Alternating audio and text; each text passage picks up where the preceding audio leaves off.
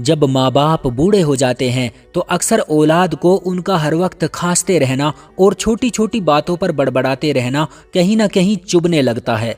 बल्कि इस दुनिया में कुछ लोग तो ऐसे भी हैं जो माँ बाप से परेशान होकर उन्हें ओल्ड होम में जमा करा देते हैं या फिर उन्हें धक्के मार मार कर घर से बेघर कर देते हैं। दोस्तों, ये कहानी आज आपको माँ बाप की कदर करना सिखा देगी। कहानी को पूरा सुनिएगा, बहुत ही जबरदस्त किस्सा है।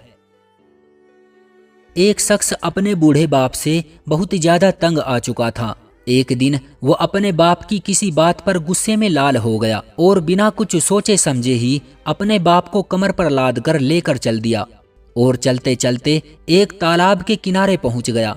फिर अपने बाप को लेकर उस तालाब में उतरने लगा और गहरे पानी की तलाश करने लगा। तभी उसका बाप उससे पूछने लगा, बेटा ये क्या कर रहे हो तुम?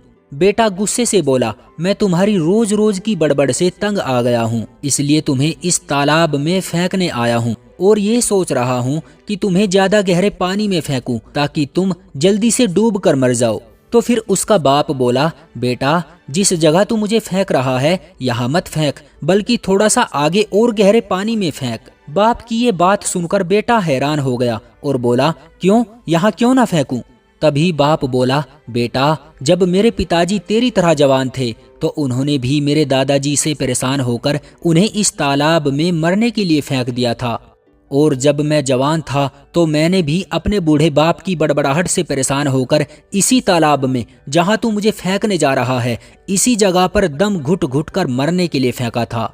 बेटा मेरे पिता ने मरते वक्त मुझे ये नसीहत की थी कि जैसा बोएगा वैसा ही काटेगा, लेकिन मैंने उनकी इस नसीहत को अपनी जवानी के घमंड के आगे नजरअंदाज करके इस तालाब में फेंक दिया था, और आज मैंने जो बोया था वो काटने का वक्त आ चुका है। लेकिन बेटा जाते जाते मैं भी तुझे यही नसीहत करना चाहता हूँ, जैसा बोएगा एक दिन तुझे भी वैसा ही काटना पड़ेगा, क्योंकि ऊपर वाले का यही इंसाफ है। जो जैसा करता है उसे वैसा ही भुगतना पड़ता है। बाप की ये बात सुनकर बेटा हैरान हो गया। वो तुरंत समझ गया कि जिस तरह से ये हमारे खानदान में रीत चलती आ रही है, हो सकता है कि कल मेरे साथ भी ऐसा ही हो। क्यों ना मैं इस रीत को आज ही खत्म कर दूं। हो सकता है कि मेरे ऐसा करने से मेरी औलाद भी मेरे साथ अच्छा सलूक करे। फिर तुरंत तालाब से बाहर निकलकर सीधा पिताजी के चरणों में गिर गया और रो रो कर माफी मांगने लगा, और फिर अपने पिता को कांधे पर बैठाकर पूरी इज्जत और एहतराम के साथ घर लेकर आया। दोस्तों, अपने माँ बाप की इज्जत करें, उनकी खिदमत करें, क्योंकि ये वक्त है जो अच्छों को बुढ़ापे की दहलीज पर लाकर जरूर पटकता है।